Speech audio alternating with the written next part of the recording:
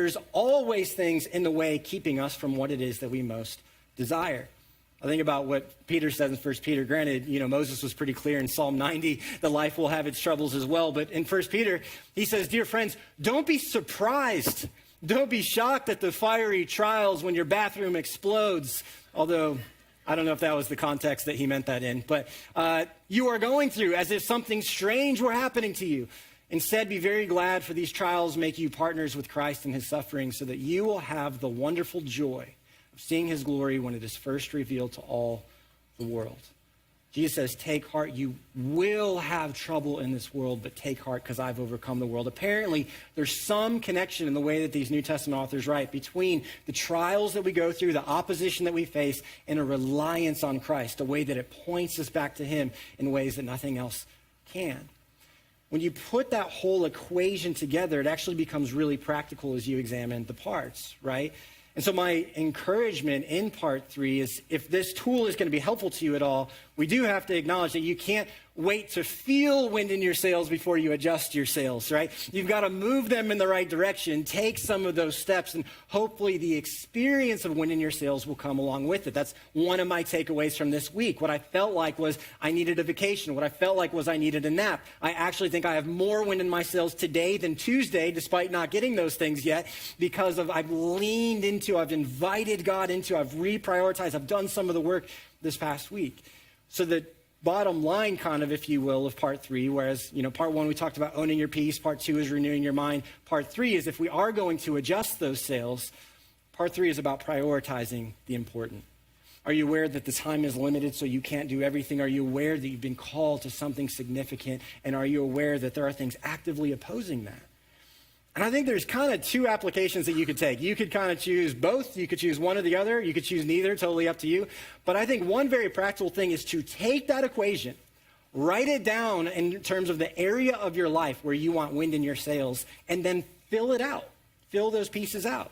Like if you want to have wind in your sails financially, right? Maybe this is sitting down, with your partner, with your spouse, and you go through and we're like, okay, let's examine this. And if you sit down with a financial planner, what's the first thing they're going to do? They're going to talk about the limited time. Or they're going to talk about, when do you want to retire? When are your kids going to college? When do you want to buy that house or that car or get out of debt? And all of that provides some urgency, some intentionality, some direction, right? You don't want to waste a month's paycheck when you've got these bigger goals that are going on. And at the same time, there has to be something that sustains that in terms of the big why. Some of those things are practical. You have to acknowledge in our culture, it seems like the big why financially is just to accumulate more, which I think might leave you emptier if that's just the deepest why. But if you're a follower of Christ, there's a why that is we're to be stewards of what God has entrusted us with. Some of that for our own enjoyment, sure, but mostly Jesus says to make friends with others, to bless others, to point people to Jesus, to be generous with what it is that God has entrusted us with. That totally changes the way we view and approach our finances. And outside opposition, that's, anything in our culture that pulls for our attention. That's some internal things about what we think we need to accumulate, in order to validate who we are. In my home, I think about Ephesians, when Paul's so clear, our battle isn't against flesh and blood. It's against the evil forces of the world. In my home, the evil forces in terms of our budget are Target and Summer Moon. All right. This is how it works for us. This is the baits we have, And as there are all these things polling, right, for what some of our goals are, it's like, man, maybe we need a budget. Maybe we need to write it down. Maybe we need to have a space to talk about it. You can take that equation, though, right, and you could talk about whatever meaningful area of your life. Think about marriage. Well, one of the many reasons, of course, right, that marriage can become complicated is because in our culture, it's the destination. It's the end game. It's no longer like the starting point, like you're trying to make it to get married. And there are timestamps along the way of, talking and dating and engaged and when's the wedding and there's an actual date on the calendar. Then you get married and now it's like, well, it's for life. And there's not this urgency in that. But there are absolutely ways to create timestamps along the way to think about seasons of marriage, because there are absolutely seasons of marriage that you want to be present in and enjoy and prepared for. Kids, of course, add seasons to that if that's a part of your story or journey as well. Some people are motivated by what you could achieve or experience. So maybe that's this year, we got a calendar year, we want to take a trip, just us. Or this month, we want to take a date night, just us, whatever it might be. Others are motivated by avoiding pain. Right? And there are absolutely things you can look at that are objective. To be like, there are seasons where divorces spike in the journey. Like year 1 and 2, right, is a spike in divorce rate. And then if you make it through the honeymoon phase, there's another spike at year 7 or 8. If you haven't figured out how to communicate with one another and be on the same page with one another, if there's a resentment that's building, there's another spike in year 15 to 18. If you haven't fostered an intimacy and a friendship and a trust with one another, there's another spike at year 25 to think about kids are now gone and you're not nervous that you would be ruined financially if you separate and so on. You have enough now, and there's another. So there's constantly markers along the way to say, no, we can't ever take our foot off the pedal of this. We have to do the very things that got us to our wedding day and maintain that intentionality in the long run. Kids, you can break it down by years in school and all of that kind of stuff, your career and career goals. You can take this, whatever is on that list. Faith, if faith you were once excited about and now it feels like it's taken a back seat, you can take any of those and fill out the list, and it's super practical.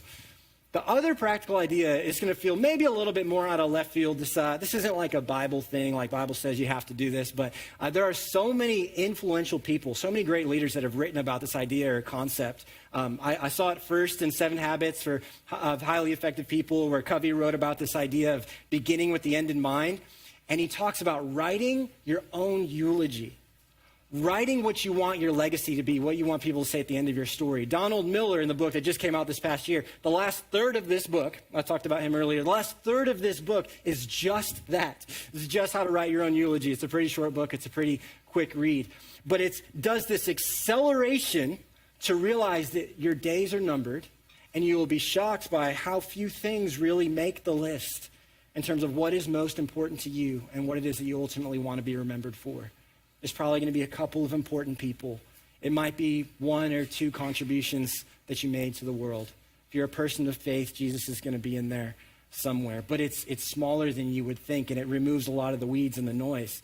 I did this activity, and so I'm going to read a shortened version of mine just to show you a little bit what made it, and also maybe pay attention to what didn't make the list as well.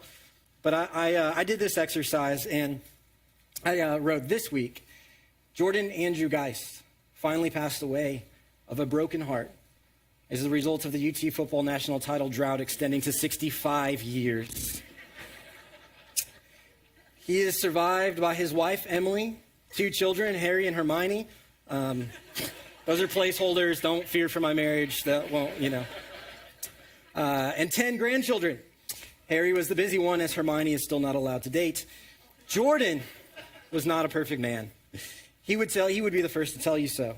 He would also tell you that he stopped trying to be in his early 20s, and that only his Savior can hold that title. His wife and best friend since 16, Emily, when asked to describe him, said Jordan was forever a man of questionable hygiene and was overly flirtatious with her for a man who no longer had real teeth, but was as humble, hardworking, and faithful as they come. A man who, no matter how tired, always strove to show up with his full self, with a servant's heart, and lead the spiritual temperature of their home. His proudest accomplishments in life are that Emily has not had to wonder if she was loved since she was a teenager, that both his children enjoy his company long after they were required to do so, and most recently, the opportunity to baptize his father in his final days. The only thing that appeared to rival this commitment to his loved ones was his passion to know Jesus and for others to do the same. Something changed in Jordan later in life. It was as if after years of struggle, he finally gave in to the fact that Jesus might not just love him, but really like him too. With that came a peace, a confidence, and a security that he had been striving for in so many other places.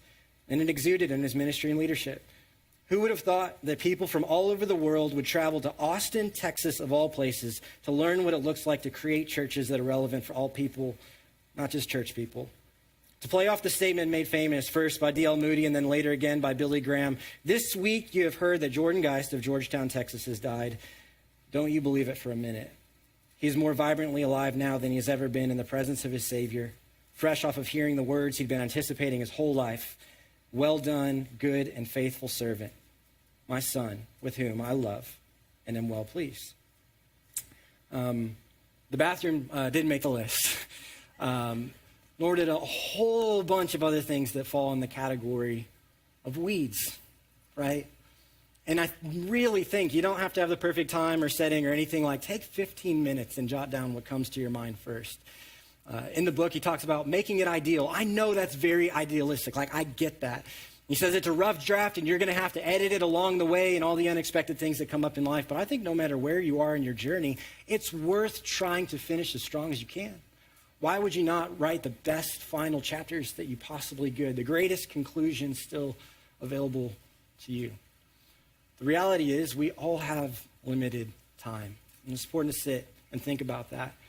The reality is we're all called to something significant, and there is something every day working against us realizing those significant things that God has called us to.